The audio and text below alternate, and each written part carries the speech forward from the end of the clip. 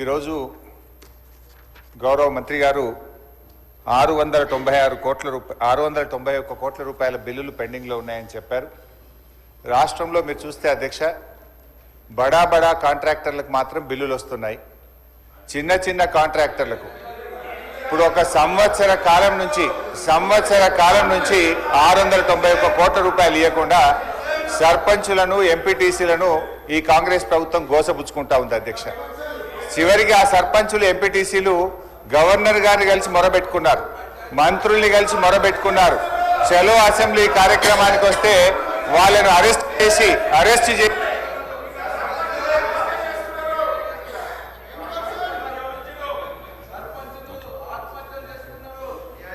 Speaker sir సభను కొంచెం ఆర్డర్లో పెట్టండి. స్పీకర్ సార్ 2 రోజులు మొన్ననే ట్రైనింగ్ ఇచ్చింది, ఇదేనా సార్ ట్రైనింగ్? సార్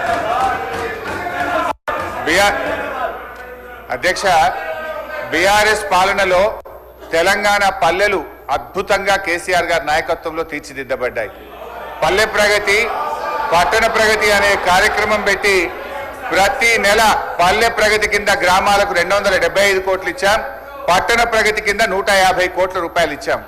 కానీ కాంగ్రెస్ ప్రభుత్వం వచ్చిన తర్వాత ఈ ఏడాది కాలంలో పల్లె ప్రగతి, పట్టణ ప్రగతి కింద 1 రూపాయి కూడా గ్రామ పంచాయతీలకు ఇవ్వకుండా పోవడం వల్ల ఈ రోజు ఈ సమస్య వచ్చింది అధ్యక్ష. ఇది నేను చెప్తున్నది కాదు, కేంద్ర ప్రభుత్వం చెప్పింది. దేశంలో ఉత్తమ గ్రామ పంచాయతీల అవార్డులు ప్రకటిస్తే టాప్ 20 అవార్డ్స్ లో 19 అవార్డులు తెలంగాణ రాష్ట్రానికి వచ్చాయి. 20లో 19 తెలంగాణకు తెచ్చిన ఘనత కేసీఆర్ గారిది, బీఆర్ఎస్ ప్రభుత్వాన్ని. సో ఆ రకంగా పల్లెలు చేశాం. ప్రతి గ్రామ పంచాయతీకి ట్రాక్టరు, ట్యాంకరు, ట్రాలీ, నర్సరీ, వైకుంఠధామము, డంప్ యార్డు పెట్టి తెలంగాణ పల్లెలు దేశానికి ఆదర్శంగా నిలిపిన ఘనత కేసీఆర్ది, బీఆర్ఎస్ పార్టీ. అధ్యక్ష, మేము గౌరవనీయులు మంత్రి గారిని కోరేది ఒక్కటే, ఇవాళ ఈ ప్రభుత్వం వచ్చిన తర్వాత ఎస్ఎఫ్సి నిధులు విడుదల కావట్లేదు. ఈజీఎస్ నిధులు కేంద్ర ప్రభుత్వం ఇచ్చినా డైవర్ట్ చేసినారు. 15th ఫైనాన్స్ కమిషన్ డబ్బులు కేంద్ర ప్రభుత్వం ఇస్తే డైవర్ట్ చేసినారు. జీపీ జనరల్ ఫండ్ కూడా వాళ్ళ డబ్బులు వాళ్ళు ఖర్చు పెట్టుకోవడానికి కూడా ఫైనాన్స్ నుంచి క్లియరెన్స్ ఇయ్యక, చెక్కులు పాసుగాక ఇవాళ సర్పంచులు ఆత్మహత్య చేసుకునేటువంటి పరిస్థితి వచ్చింది. అప్పులు చేసి బంగారం కుదబెట్టి పనిచేస్తే ఈ బిల్లులు ఇయ్యారు అధ్యక్ష.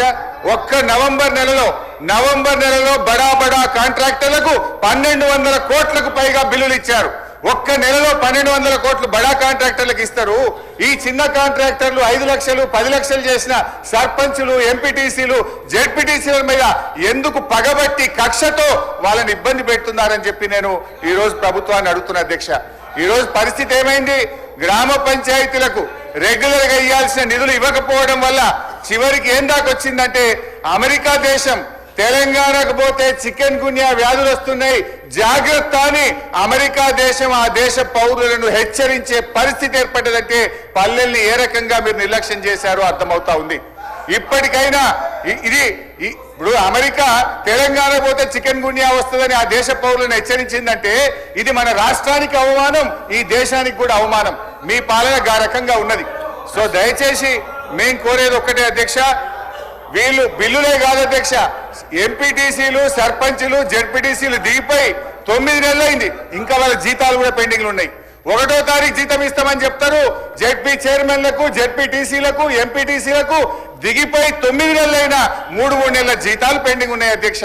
ఆ జీతాలు ఇయరైతే, పనిచేసిన దానికి బిల్లులు ఇయరైతే, వాళ్ళు మిత్తిలు కట్టలేక, అప్పులు కట్టలేక ఇవాళ చాలా బాధల్లో ఉన్నారు. నేను సూటిగా మంత్రి గారిని అడిగేది ఒక్కటే, దయచేసి త్వరలో ఇస్తాము, తొందరలో ఇస్తాం కాదు అధ్యక్ష, స్పష్టమైన డేట్ చెప్పి గ్రామ పంచాయతీ ఎన్నికలు మీరు పెట్టబోతున్నారు, ఆ లోపు వాళ్ళ బిల్లులన్నీ కూడా క్లియర్ చేయాలని చెప్తా ఉన్నాం. మీ దాంట్లో ఏం చెప్పింది అధ్యక్ష? ఈరోజు ఇది మీ మేనిఫెస్టో, కాంగ్రెస్ పార్టీ మేనిఫెస్టోలో ఏం చెప్పింది అధ్యక్ష? రాజీవ్ గాంధీ గారు తెచ్చిన 73, 74 రాజ్యాంగ సవరణ ప్రకారంగా మీరు గ్రామ పంచాయతీలను బలోపేతం చేస్తామన్నారు, నిధులు విడుదల చేస్తామన్నారు. కానీ మీరు అది ఏది కూడా చేయకుండా ఇవాళ మోసం చేస్తున్నారు. మాజీ సర్పంచ్లకు, మాజీ ఎంపీటీసీలకు పింఛన్లు ఇస్తామన్నారు, పింఛన్ మాట దేవుడు కానీ వచ్చే జీతం కూడా ఇస్తలేదు అధ్యక్ష. గా పింఛన్ కూడా ఎప్పటి నుంచి ఇస్తారో, జీతాలు ఎప్పటిలో క్లియర్ చేస్తారో, బిల్లులు ఎప్పటిలో క్లియర్ చేస్తారో స్పష్టంగా చెప్పాలని మీ ద్వారా అడుగుతా ఉన్నా.